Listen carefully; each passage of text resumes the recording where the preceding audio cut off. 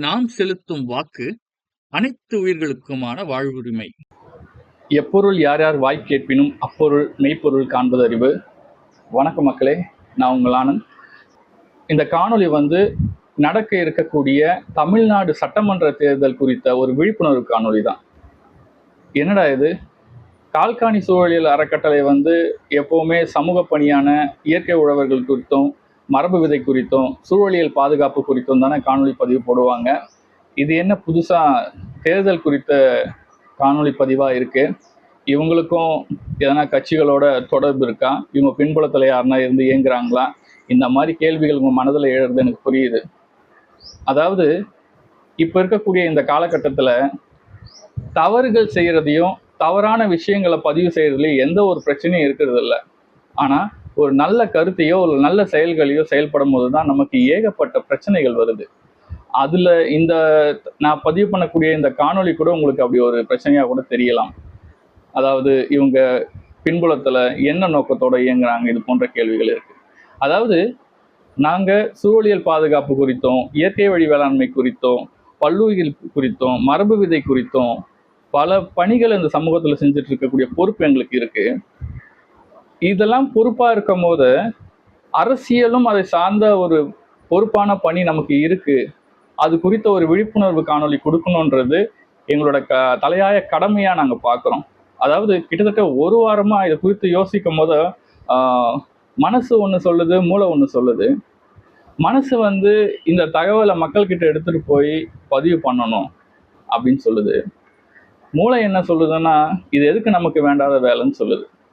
இப்படி ஒவ்வொருத்தரும் நமக்கு எதுக்கு இந்த வேண்டாத வேலைன்னு விட்டு விலகி போனால் என்ன நடக்கும்?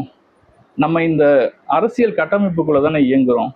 இப்படியே போயிட்டு இருந்தோன்னா எது சரி எது தவறுன்னு கூட மக்கள்கிட்ட சொல்லக்கூடிய துணிச்சல் இல்லாமல் போகக்கூடாது இல்லையா? அதற்காக தான் இந்த காணொலியை பதிவு பண்ணுறோம். இந்த காணொலி எந்த கட்சியையும் ஆதரித்தோம் இல்லை எந்த கட்சியையும் விமர்சித்தோம் பண்ணக்கூடிய காணொலி கிடையாது.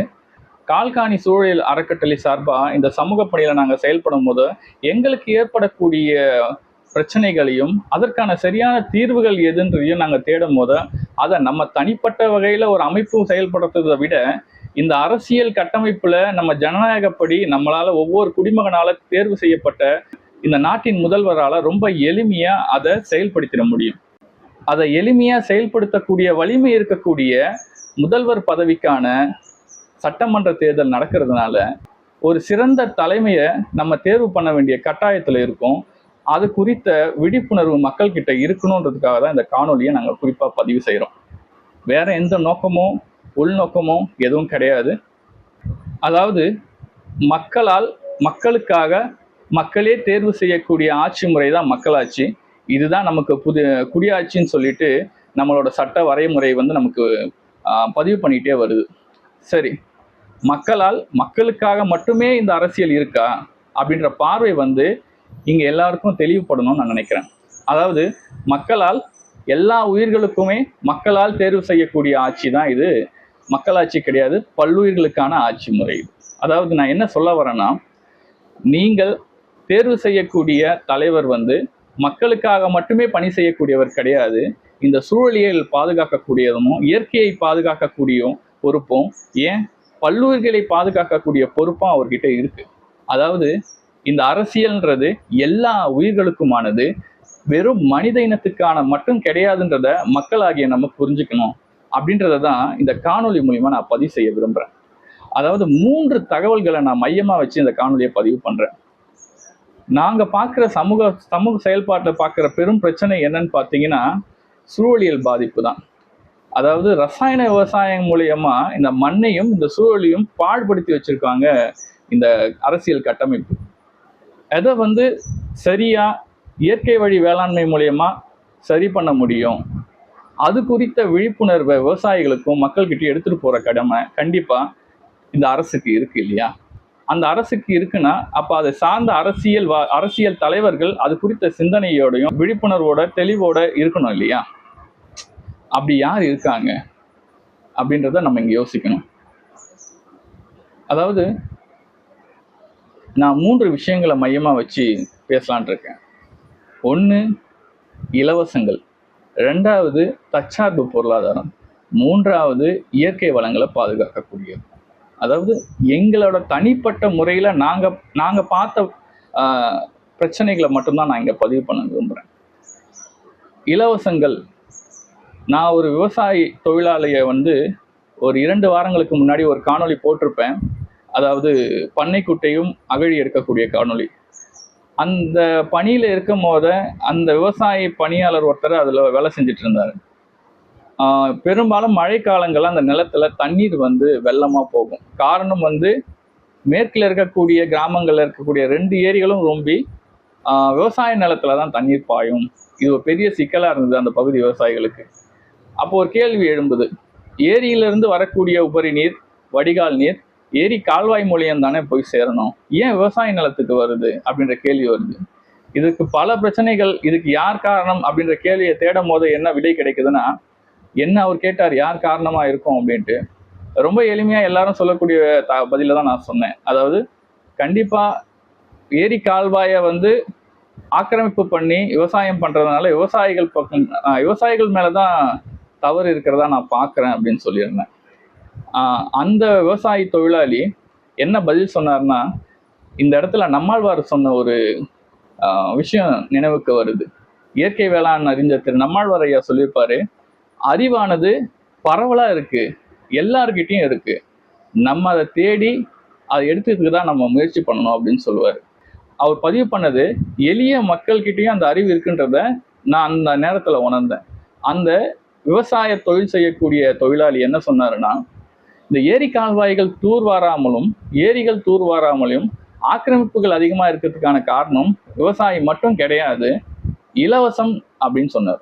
என்ன இலவசம் அப்படின்னு கேட்குறப்போ, இந்த அரசாங்கம் விவசாயிக்கு மின்சாரத்தை இலவசமாக கொடுத்ததும், ஒவ்வொரு விவசாயியும் கடனை வாங்கியாவது போரை போடுறதும், கிணத்தை நோண்டுறதும், ஆழப்படுத்துறதும் சொல்லிட்டு நீரை என்ன பண்ண ஆரம்பிச்சாங்கன்னா நிலத்துக்கு கீழே தேட ஆரம்பிச்சாங்க. அப்போலாம் என்ன நடந்ததுன்னா, ஏரிகளை தூர்வாரி மழை காலங்களில் ஏரிகளை நிரப்பி கால்வாய்களை சுத்தம் பண்ணி கால்வாய் வரக்கூடிய நீரை மட்டும்தான் விவசாயம் பண்ண முடிஞ்சது. அப்போ பருவத்துக்கு ஏற்ற விவசாயமும் நடந்தது. இப்போ பார்த்தீங்கன்னா இலவச மின்சாரம் இருந்ததுனால என்னாச்சு, எல்லா விவசாயியும் கடனை வாங்கி போரை போடுறதும் கிணறு எடுக்கிறதும், 3 போகங்களும் நீர் இருந்ததுன்னா 3 போகமும் நெல் சாகுபடி பண்ணுறதும், அப்போ ஏரி கால்வாய்கள் பராமரிக்கப்படாமல் போகுது, ஆக்கிரமிப்புகள் நடக்குது. இதனால தான் ஏரி கால்வாய் வடிகால் அமைப்பு இல்லாமையும் ஆக்கிரமிப்புகளும் நடந்ததுன்னு சொன்னாங்க. இல்லை எவ்வளோ பெரிய அரசியல் இருக்கு பாருங்க. ஒரே ஒரு கையெழுத்து மின்சாரம் இலவசம் சொல்லி முதல்வர் போட்டதுனால எல்லா விவசாயிக்கும் சந்தோஷம், நல்ல விஷயம் தானே. இது என்ன நீங்கள் எதிர்மறையாக பேசுறீங்க, நீங்கள் சொல்கிறது எனக்கு புரியுது, நீங்கள் அப்படிதான் நினைப்பீங்கன்னு எனக்கு புரியுது. அதாவது இலவசங்கள் உண்மையிலேயே நமக்கான மரியாதையை இழந்து, நமக்கான தன்மானத்தை இழந்து நம்மளே அடகு வைக்கிறதுக்கு சமம்தான் இல்லையா? அது விவசாயி ரொம்ப பாவப்பட்ட மனிதர்களா இந்த இலவசம் மூலியமா காமிக்கிறத நான் உண்மையிலேயே வெக்கக்கேடா நினைக்கிறேன். அதே விவசாயி தான் வெள்ளைக்காரன் ஆட்சியில் இருக்கும் போதும் சரி, மன்னர்கள் ஆட்சியில் இருக்கும் போதும் சரி, அந்த அரசாங்கம் இயங்குறதுக்கான முழுமையான வரியை விவசாயிங்க தான் கொடுத்தாங்க. அப்போ அவங்க பொருளாதாரம் எவ்வளோ வளர்ச்சியாக இருந்தது. ஆனால் இப்போ சுதந்திரன்ற பேரில் இயங்கக்கூடிய இந்த ஜனநாயக நாட்டில் ஒரு விவசாயி பொருளாதாரத்தை இழந்து எல்லாத்தையும் இழந்து கடன்காரனாகவும் அரசுக்கிட்ட மானியத்தையும் இலவசையும் எதிர்பார்க்கக்கூடிய சூழல் கட்டமைப்பு இருக்கு இல்லையா, இதைத்தான் மாற்றணும்னு சொல்ல வரேன். அதனால இலவசங்கள் விவசாயிக்கு கொடுத்த மின்சாரத்தினால அவனோட வாழ்வாதாரத்தில் எவ்வளோ பெரிய சிக்கல்களை ஏற்படுத்தியிருக்கு அப்படின்றத ஒரு நான் சொல்லலை, ஒரு எளிமையான விவசாய கூலி செய்யக்கூடிய விவசாயி சொல்றார். அப்போ இலவசம் அங்கேயும் பாதிப்பு ஏற்படுத்துது.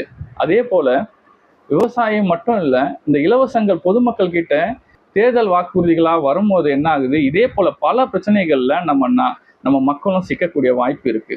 இலவசத்தை நம்பியே வாழக்கூடிய சூழல் ஏற்படும். அதனால இலவசங்களை தாண்டிய நம்மளோட பொருளாதாரத்தை மேம்படுத்தக்கூடிய, நம்மளோட வாழ்வாதாரத்தை மேம்படுத்தக்கூடிய அரசியல் கட்டமைப்பு வேணும். கிட்டத்தட்ட 2 மாதங்களாகவும் நமக்கு இந்த போர் பிரச்சனைகள் நடந்துட்டு இருக்கு. ஈரான், அமெரிக்கா, இஸ்ரேல் போர் இல்லைங்களா? இந்த 3 நாடுகளுக்குள்ள ஏற்படக்கூடிய இந்த பிரச்சனையை உலகத்துல இருக்கக்கூடிய எல்லா மக்களுமே எரிவாயுலேருந்து எரிபொருள் வரைக்கும் தட்டுப்பாடால அந்த பிரச்சனைகளை நம்ம சந்திக்கிறோம். எங்கேயோ நடக்கக்கூடிய ஏதோ நாட்டில் நடக்கக்கூடிய பிரச்சனைக்கு நம்ம ஏன் பலிகடா ஆகிறோம்? அப்போ நம்ம எந்த பொருளாதார கட்டமைப்பில் இயங்குறோம்? 1991 இருந்து உலகமயமாக்கப்பட்ட பொருளாதார கட்டமைப்புல இயங்குறதுனால நமக்கான உணவை சமைக்கக்கூடிய நெருப்பு கூட யாரோ ஒருத்தவங்க தடைப்பட்டுனா அது நம்ம வீட்டுல ஒலை கொதிக்கக்கூடிய சூழல் இல்லாம போயிடுது. இதை நம்ம யோசிக்கணுமா இல்லையா? அதாவது நமக்கு சட்டமன்ற தேர்தல் தானே, உலக அளவுல இருக்கக்கூடிய பிரச்சனைக்கும் இதுக்கும் என்னங்க சம்பந்தம், இவர் என்னங்க பண்ண முடியும் அப்படின்ற கேள்வி உங்களுக்கு கண்டிப்பா எழுதுறது எனக்கு புரியுது.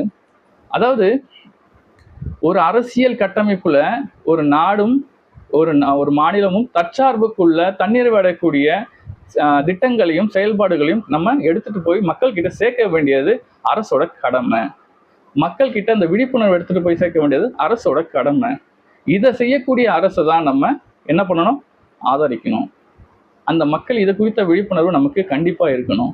இதே போல நிலைச்சு இதை நம்மளுடைய அடிக்கடி சொல்றதுதான், இந்த சூழலியல் பாதுகாப்புக்கு ரொம்பவும் முக்கியம் தற்சார்பு பொருளாதாரம் தான். இது மகாத்மா காந்தி இருந்து ஜே.சி. குமரப்பா இருந்து அடுத்தது நம்மாழ்வார் வரைக்கும் இதை குறித்த விழிப்புணர்வு மக்கள் கிட்ட எடுத்துட்டு போய் சேர்த்துட்டு தான் இருக்காங்க. நம் நாடு தன்னிறைவு பொருளாதாரத்துக்கு பல நாடுகளை சார்ந்தே வாழ வேண்டிய சூழல் இருக்கு. அது குறித்த வாக்குறுதிகள், தேர்தல் வாக்குறுதிகள் கொடுக்கக்கூடிய தலைவர்கள் யாருன்னா இருக்காங்களா நீங்க தேடணும். தற்சார்பு பொருளாதாரம், இலவசங்கள் இல்லாமல், மூன்றாவது இயற்கை வளங்களையும் இயற்கை கனிம வளங்களையும் கொள்ளையடிக்கக்கூடிய சூழல் நான் பார்த்துட்டே இருக்கேன். இது ரொம்ப பெரிய சூழலியல், எங்களோட சூழலியல் சார்ந்த இந்த சமூக பணியில பெரிய மன உளைச்சல் ஏற்படுத்துது. அதாவது நான் இருக்கக்கூடிய ஒரு கிராமத்துல என்னோட வீட்டுக்கு எதிர்க்க இருக்கக்கூடிய அந்த சாலையில ஒரு நாளைக்கு மட்டும், இப்ப கூட உங்களுக்கு சத்தம் கேட்குது, லாரி போயிட்டு இருக்கு. கிட்டத்தட்ட ஒரு நாளைக்கு மட்டும் நூற்றுக்கணக்கான லாரிகள் போகுது வெறும் 20 அடி சாலையில. சுத்தி இருக்கக்கூடிய கிராமங்கள்ல மலைகள் காணா போகுது. ஒரு மாதத்துக்கு முன்னாடி விளைச்சல் நிலமா இருந்த நிலத்துல இப்போ மண் இல்லாம இருக்கு, மண் அள்ளிட்டு இருக்காங்க. சரி, மலைகள் தான் உடைச்சு பாறைகள் எடுத்துட்டு போறாங்கன்னு பார்த்தா விளை நிலங்கள்ல இருக்கக்கூடிய மண்ணையும் எடுத்து அதுக்கு அடியில இருக்கக்கூடிய பாறைகளும் வெட்டப்படுதுன்னு போத இதை நான் எங்க போய் நம்ம இதை வெளிப்படுத்துறதுன்னே தெரியல. ஒரு பெரிய குமுறல் இருக்கு, மனக்குமுறல் இருக்கு. என்ன பண்றதுனே தெரியலையே. அந்த ஒவ்வொரு லாரியும் பார்க்கும் போத என்னென்னவோ மனசுல ஓடிட்டே இருக்கும். எப்படா அந்த லாரியை தடுத்து நிறுத்துறதுன்னு எனக்கு புரியவே புரியாது. அவ்வளோ பெரிய மன உளைச்சல் ஏற்படும். என்ன மாதிரி இயற்கை மீதும் இயற்கை வளங்கள் மீதும் எதிர்கால தலைமுறை மீதும் பல்வேறு மீதும் சிந்தனை கொண்டிருந்த உங்களுக்கு இதை பத்தி நல்லாவே புரியும்னு நினைக்கிறேன். பல பேர் இந்த அரசியல் நமக்கானது, மக்களுக்கானது, நம்ம நலனுக்கானதுன்னு நினைக்கிறோம். தனி மனித நலனுக்கான எனக்கு என்ன லாபம் கிடைக்கும்னு நினைக்கிறோம் இல்லையா? அப்படி இந்த பார்வையில இந்த அரசியலை பார்க்காதீங்க, தயவு செஞ்சு அப்படி பார்க்காதீங்க. இந்த அரசியல் குருவிக்கும் சிட்டுக்கும் பறவைகளுக்கும் யானைக்கும் விலங்குகளுக்கு மண்புழுக்கும் இந்த அரசியல் மூலியமா தான் அதோட வாழ்வாதாரம் இருக்கு. என்ன ஒரு இயற்கையோட படைப்புல இயற்கை பண்ண பெரிய தவறு, இது எல்லாத்தையும் மனித குலம் கையாளக்கூடிய வலிமை மனிதனுக்கு கொடுத்ததுதான். பாருங்களேன், இது எல்லாத்தையும் தீர்மானிக்கிறது மனிதனாதான் இருக்கிறான். ஒரு அரசியல் அமைப்பு தான் இருக்கு. அந்த அரசியலை தேர்வு பண்ணக்கூடியது மனிதனா தான் இருக்கு. ஆனா அந்த மனிதனுக்கு தெரியல எல்லா உயிர்களுக்குமானது இந்த அரசியல் அப்படின்றது. அதை நம்ம நல்லா புரிஞ்சுக்கணும். இந்த அரசியல் எல்லா உயிர்களுக்குமானது. மக்களே, இது என்னோட மனக்குமுறல் இல்லை என்னோட வேதனை, இதெல்லாம் தாண்டி உங்களோட மனசுக்கு நான் உங்களோட காதுக்கு எடுத்துட்டு ஏன் நான் சேர்க்கிறேன் அப்படின்னு பார்த்தீங்கன்னா, நீங்க இதை சார்ந்த ஒரு விழிப்புணர்வோட இந்த அரசியலை பார்க்கணும். நான் எந்த கட்சிக்கு ஆதரவாவோ இல்லை எதிர்த்தோ நான் இந்த பதிவை பதிவு பண்ணலை. இது முழுக்க முழுக்க உங்களோட விழிப்புணர்வுக்கானது தான். நாளைய சமூகமும் நாளைய தலைமுறையும் நாளைய இயற்கை வளங்களும் பாதுகாக்கப்படணும். இயற்கை வளங்கள் குறையாத இயற்கையை நம்ம இயற்கை வளங்களை பயன்படுத்தணும். எடுத்துக்காட்டுக்கு சூரிய ஆற்றல் கொண்டு மின்சாரம் தயாரிக்கிறதா இருக்கலாம். அதே நேரத்துல நிலக்கரியை எடுத்து மின்சாரம் தயாரிக்கிறது இயற்கைக்கு எதிரானது. இது போன்ற பிரிச்சு இயற்கையை பார்க்கக்கூடிய தன்மை நமக்குள்ள ஏற்படணும். ஜே.சி. குமரப்பையா சொல்றதுதான், உழவர்களோட வாழ்வாதாரத்துல பெரும் பொருளாதார இழப்பு இயந்திரங்களால ஏற்படுது. அதுக்கு ரொம்ப எடுத்துக்காட்டா சொல்லுவாரு, மாடுகள் வச்சு நம்ம வேளாண்மை பார்க்கும் போது உழவு பண்ணுச்சு, அந்த மாடுகளோட சாணம் மண்ணுக்கு எருவாச்சு, அது தொடர்ந்து அந்த மாடோட மதிப்பு கூட்டிகிட்டே தான் போச்சு. ஆனால் இயந்திரம் உள்ள வந்ததும் அந்த இயந்திரத்துக்கான மதிப்பு, இயந்திரங்கள் சாணம் போடுமா, மண்ணை வளப்படுத்த முடியுமா, அதற்கான உபகரணங்கள் எல்லாமே வெளியில இருந்து இறக்குமதி செய்யப்படுது. அப்ப நம்மளோட பொருளாதாரம் போயிட்டே இருக்கு தொடர்ச்சியா. இது போல எல்லாத்துலயுமே அரசியல் இருக்கு. இன்னும் இடையில ஒரே நாள் தான் இருக்கு தேர்தலுக்கு. இந்த காணொலியை பார்க்குறவங்க ரொம்பவும் நிதானமா சிந்திச்சு வாக்களிக்கணும்னு நான் நினைக்கிறேன். சரி, யாருக்கு வாக்களிக்கணும்னு சொல்றீங்க அப்படின்னு நீங்க கேட்கறது எனக்கு புரியுது. நான் யாருக்கு வாக்களிக்கணும்னு நான் சொல்ல விரும்பல. ஆனால் நமக்கான ஊழலற்ற, மது அற்ற, பாதுகாப்பான சட்டம் ஒழுங்கு கொண்ட, ஏன் நமக்கான இயற்கை வளங்களை பாதுகாக்கக்கூடிய, மண்ணை பாதுகாக்கக்கூடிய, பல்லுயிர்களை பாதுகாக்கக்கூடிய தேர்தல் வாக்குறுதிகளை யார் கொடுக்குறாங்களோ அவங்க கைகளை இறுக்கி பிடிச்சிக்கோங்க. அதை யாருன்னு நான் சொல்ல விரும்பல. உங்களோட சிந்தனையில நீங்க சிந்திச்சு வாக்களிங்க. உங்களோட வாக்கால இந்த சூழலுக்கும் இயற்கைக்கும் பாதிப்பும் ஏற்பட்டால் அதற்கான பொறுப்பு முழுக்க முழுக்க நீங்களும் தான் காரணம். இறுதியா ஒன்று சொல்லிக்க விரும்புகிறேன். தீதும் நன்றும் பிறத்தரவாரா. நான் அளிக்கக்கூடிய ஒரே ஒரு வாக்கால இங்க என்ன பெருசா நடந்துட போகுது அப்படின்ற பார்வையை விளக்கிடுங்க. நீங்க அளிக்கக்கூடிய ஒரே ஒரு வாக்கா இருந்தாலும், நீங்க அளிக்கக்கூடிய வாக்கால நீங்க நினைச்சவர் வெற்றி அடையாமல் போகலாம். ஆனால் உங்களுடைய வாக்கும் உங்களுடைய சிந்தனையும் நேர்மையானதாகவும், இந்த சூழலியல் பாதுகாக்கக்கூடியதாகவும், இயற்கை வளங்களை பாதுகாக்கக்கூடியதாகவும் இருக்கணும். குறிப்பா இளைஞர்களே, நீங்க இதை பத்தி ரொம்பவும் தெளிவோட உங்க வாக்குகளை சிந்திச்சு வாக்களிக்கணும்னு நினைக்கிறேன். நமக்கான வாக்கு, நமக்கான பொறுப்பும் கடமையும் உரிமையும் கூட எல்லோரும் 100% வாக்குகளை செலுத்தி நம்மளோட ஜனநாயகத்தையும், நம்ம சட்டத்தையும், நம்ம அரசியலையும் பாதுகாக்கணும்னு சொல்லி நான் விரும்பி வேண்டி கேட்டுக்கிறேன். நன்றி, வணக்கம். கால்காணி சூழலியல் அறக்கட்டளையால வெளியிடப்பட்ட கால்காணி தற்சார்பு சூழலியல் வேளாண்மை என்ற புத்தகம் இயற்கை வழி வேளாண்மையோட அடிப்படை தகவல்களை உள்ளடக்கியது. இந்த புத்தகத்தை பெறுறதுக்கு ஸ்கிரீன்ல தெரிகிற வாட்ஸ்அப் எண்ணுக்கு வாட்ஸ்அப் பண்ணுங்க. வாங்க காணொலிக்குள்ள போகலாம். மேலும் அடுத்தடுத்த காணொலிகளை காண்பதற்கு கால்காணி யூடியூப் சேனலை சப்ஸ்கிரைப் பண்ணுங்க.